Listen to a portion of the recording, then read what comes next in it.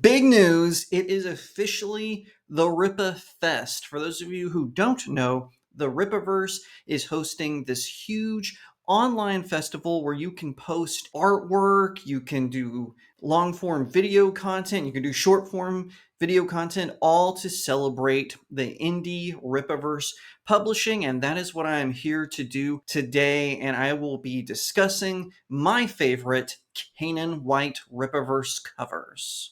Cause I've been living life right like I could just die any minute. Going for a ride down the... Hi everyone, and welcome to StudioJake. I, of course, am your host, Jacob Airy. Now, I want to make a couple of things clear. I am going to be talking about Caanan White's Rippaverse covers because I think that they are really cool. I think that they rock every time. Now, I'm going to be ranking my favorite to least favorite. That does not mean any of them are bad. It just means that I prefer one over the other. It is my own subjectiveness. Caanan White is a very talented artist. You can find his work on his X account, Cap, C-A-P, _White, and check out his media gallery. He has some amazing commissions there that he's done, as well as his artwork from the Rippaverse. Oh, and by the way, because the Rippafest is going on, I probably will be doing a lot of Rippaverse videos. All right, I hope that you're excited because a lot of these artwork are amazing. And what I'm going to do is I'm going to go series by series. So we're going to begin with the one that started it all, and that is item number 1. And let me tell you, this is a really good one. As you can see from my ranking list, I've got cool, silver, gold, platinum, and S rank. And basically, S rank is reserved for my top 3, but then I'm going to put the others based on just how cool they are and whatnot. And like I said, we're going to start with item. So item number 1, I'm going to put this one in the silver category. It is fantastic. You get the character right up front. You get shots of the villains. I like his stance, how he's standing like this. It is really neat.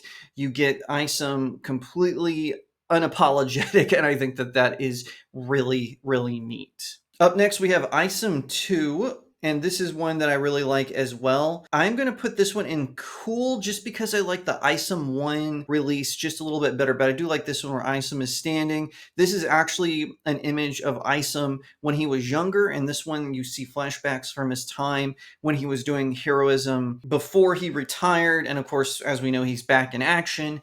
But this is a really neat image, and they actually made a collectible figurine out of this. It looks really cool, but I do like it. I just kind of like number 1 just a little bit better. All right, rounding out item, we have number 3, which is the conclusion of the Ill-Advised arc, and I'm going to put this one in gold. I like this one. I think this one is really cool. You get to see item doing a really neat heroic stance. You see him taking out one of the bad guys and a bunch of other images in the background. This one is really neat. I really like it. It makes it really pop right off the page. Now we're going to do Rippazine number 1. This one I'm also going to put in the cool category, but I really like this magazine. This was the first of their anthology series, the Rippazine, which introduces you to a whole bunch of new characters. In this one, we get introduced to Salvage PI. I really like how you get to see Salvage in this one. It looks really neat. It was a great kickoff to the series. And of course, we're going to go with Rippazine number 2 next. I actually got the prestige format for this one. I'm going to put this one up here with gold. I really like Saoirse. She was a really neat character. I always like these femme fatales where they can kick butt, especially this one because she's not a girl boss. She's just a really neat, cool character, and I really, really like her. All right, so now we're doing Bloodruth number 1. I freaking love this one. This one is really cool where you see Bloodruth and she's expending her magical energy out. She too is in a really cool sort of heroic pose. And this one I'm going to put up in S tier. This is top 3 for me. It is true. This is top 3 for me of Caanan White's work. Oh my gosh, it looks so phenomenal. I just think it pops so well. It works out great. All right, our first platinum, I'm going to put Gooding the Polymath up here. You get to see Gooding in his outfit, sort of his standard hero outfit, and then below you see him checking things out. It is just a great image. It really makes, I say this a lot, it makes the images pop. I like that phraseology. Sorry if you don't, I just do.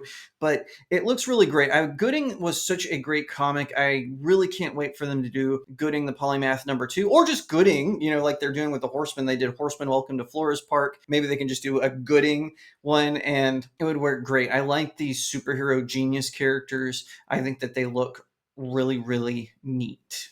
Going into the cool category is Saints and Sinners #1. This was, of course, another anthology book that they did that had a bunch of short stories, and Caanan White's cover looks fantastic. It really grasps onto the sort of the dark nature of this comic. It looks very neat. It kind of has like a dark appeal to it, and you can see some of the characters from within the stories, and that really makes them pop. I think that they did an incredible job with this one. Like I said, it's definitely one of my favorites. I had to put Detention Crew in here. I'm putting this one on the silver. It looks like a lot of fun. It's their all ages superhero comic, which is a great way to introduce new fans and younger fans to the Rippaverse. I think that is really cool that they are doing that, and I applaud them because, man, this just looks really, really good. Moving to Platinum, we are doing Zalen, What Kills Must Die. Of course, written by Chuck Dixon and drawn by Joe Bennett. I think this cover really shows just the sci-fi nature of this. Yes, you've got Zalen in that superhero flight pose that is really popular across the board when it comes to superheroes, whether they be mainstream or indie. I think it really captures just how sci-fi this series is, that it's off to a great start, and I hope we get to see more of Zalen because his character was really neat in this. And best of all, it's a standalone comic, so if you're not familiar with the Rippaverse, it's a good way to get into it. Now, I always say start at ISOM #1, of course, but if you're just kind of like, I'm just really more into sci-fi than superhero, Zalem is a good position to be in. Now we're doing Horseman, Welcome to Flores Park. I'm putting this in S rank. That's right. This one is a top 3 cover for me. Again, Chuck Dixon and Joe Bennett, the two of them do so much great work, and this cover by Caanan White, it looks incredible. It looks amazing. I think it is dazzling. It really captures just how much of a street vigilante that Horseman is, and it really is a good introduction to the character. All right, and Horseman #1 is going into gold. It is an amazing cover that he did. I think it looks phenomenal. And of course, Rini Draws did the coloring for it. It is just a really dazzling looking cover. And if you're looking for just a good, brutal vigilante, sort of in the vein of The Punisher or The Question, Horseman right here is where you need to go. Up next, we have The Great War of Separation. I am so stoked for this. Now, I remember in a previous video I said it was a 3-part series. It's actually 4 parts. Sorry about that. I apologize. I just got it mixed up in my head. But we're going to put #1 in the gold category. It is so cool where you see Brian Solari standing over the battlefield. I think it looks incredible. It looks amazing. And this one is more of a war comic, and of course it is a prequel to Isom. It tells kind of the story of how Texas became its own country, and I really love that, of course, as a Texan. And I'm going to put Great War of Separation #2, where again you see Brian Solari standing in front of the Texas flag. He's like looking out, and you see some other characters from the story in there. I put it there. It is, again, a really great cover. I just like one a little bit better. I like the far away pose in this particular series, but it does look very masterful. I am putting Norfolka in the platinum. Norfolka comic looks so amazing. I cannot wait to read this one. It's about a band that's led by